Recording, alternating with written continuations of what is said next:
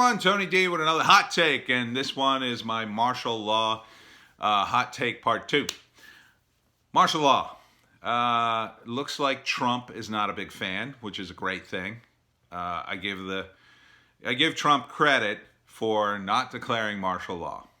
However, I have to give credit to Trump's opponents for putting so much pressure, however undeserved, on Trump that they've made, basically being a tyrant so politically radioactive that he wouldn't dare do it because he'd lose the election, I think, if he declared martial law. And I think he knows that. I think he's smart enough to go, ooh, I'm not going to do that.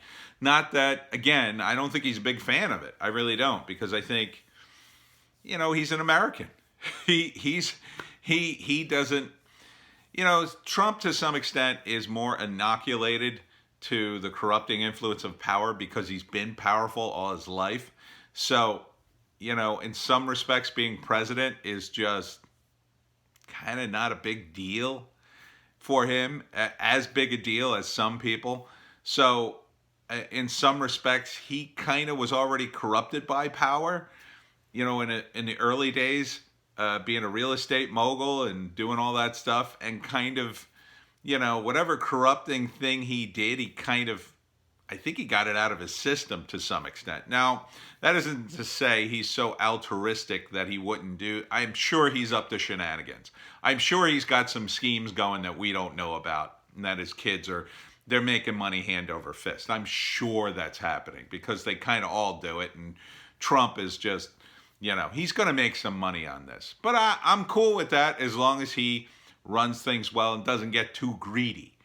But the downside of this is it seems to have been outsourced to the states to be tyrannical. And now we have an incident in Florida in which they basically arrested the pastor and the congregation for congregating. And this is a huge violation of the Constitution. You can't arrest people for assembly, and it also violates, freedom of religion in this country as well. Now, some people will rail against Christianity and how stupid Christians are and blah, blah, blah. I seriously doubt if this were a different religion, that these progressives who are anxious to rail against Christianity for the most part, would rail against other religions in the same way. I don't think they would. This shouldn't happen. In a free society, you don't suspend the Constitution. You just don't suspend it. The Constitution. This is why the Bill of Rights has inalienable rights. You have an inalienable right to life, liberty, and the pursuit of happiness. Now, if your pursuit of happiness involves breaking quarantine, that's where there's a problem, okay? Now, because we live in a free society, we have to tolerate idiots who are going to break quarantine. I don't want people to break quarantine. I was very vocal about quarantine. But people who do it should suffer the consequences of breaking quarantine. They should be allowed to do it, but they should suffer consequences. Now, what should those consequences be is the question. I think in a more libertarian society, it would work something like this. Everybody would have more personal responsibility, and once something like the quarantine was announced, if you violated the quarantine, you'd probably be last in line for any treatment, which might be very costly to you if you were in a hot spot like here in New Jersey or in New York. You might be last in line for a ventilator because you broke quarantine. Or you might be unable to get any sort of treatment whatsoever. You might have to travel out of state to get your treatment and break quarantine even further. Or have to go through a great deal of trouble just to get treatment. And you could die as a result of that. That would be the consequence. Now, you might say that's pretty harsh, but the reason you have those consequences is the consequences themselves are a deterrent to the behavior in the first place. So let's imagine those consequences existed. And the people in Florida, churchgoers though they be, knew that they were taking an incredible risk. They were literally risking their lives to go to church. Some of them wouldn't go. A lot of them wouldn't go. Maybe the pastor would think twice of congregating in the first place, or create some sort of situation where people wouldn't have to show up at church. There'd be less than 10 people. Maybe they'd all be distant from each other. Maybe he'd do it online, whatever. The part of the problem with a lot of progressive ideas, I think, this is the second take, by the way. Part of the problem with a lot of these progressive ideas is they're very emotional in that, well, we have to take care of everyone in every situation, no matter what, because we're compassionate people. That's kind of emotional. There are some instances in which people have to suffer the consequences of their actions. There were instances of people spreading the disease in China, licking, elevator buttons. What would you say to a person like that?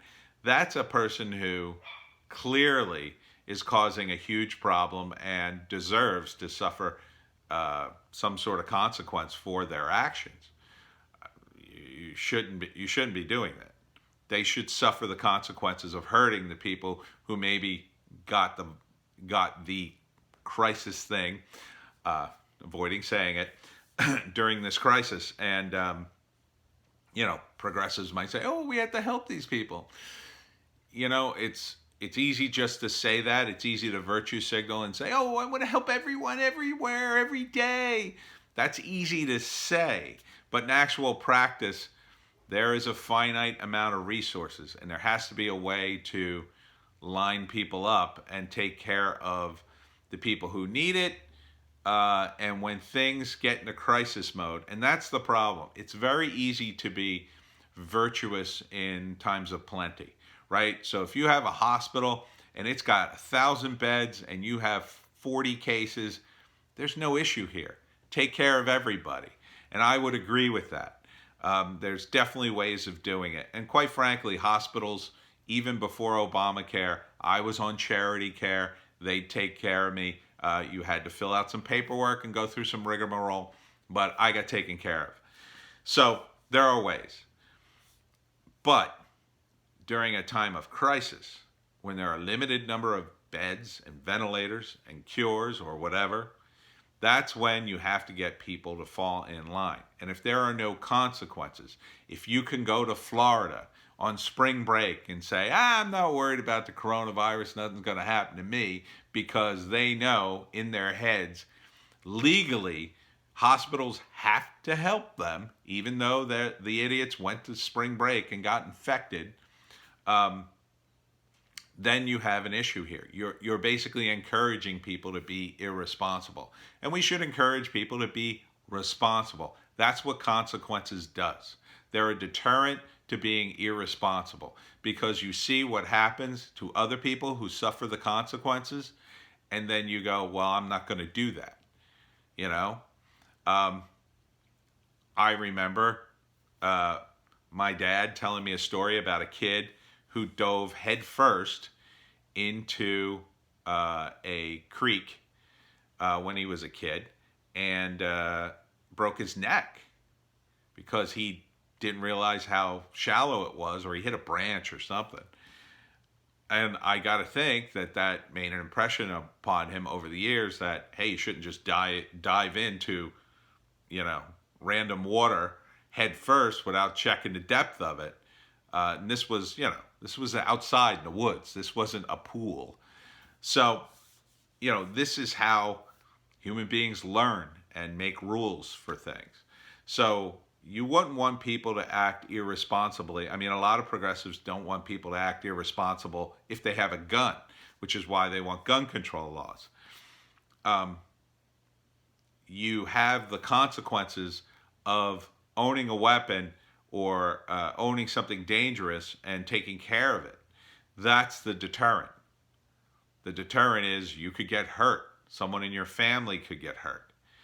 And, there are limits to the amount of rules we can put on things to deter people, but if people suffer the consequences of their actions on a regular basis, then there'll always be cases, and there always are cases, of people acting irresponsibly, getting hurt, that we can point to and go, well, don't do that because of that.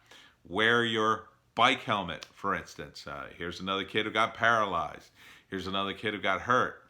So, with regard to this martial law, I think it's unnecessary. I think the governors are overreacting. I think ultimately we as the taxpayers will pay the price, because the many lawsuits that will come out of this era will ultimately attack the state, and guess who pays for that? You sue the state, you're essentially suing the taxpayer, and we end up paying the difference. But unfortunately, we're going to be paying for the stimulus for quite a while as well.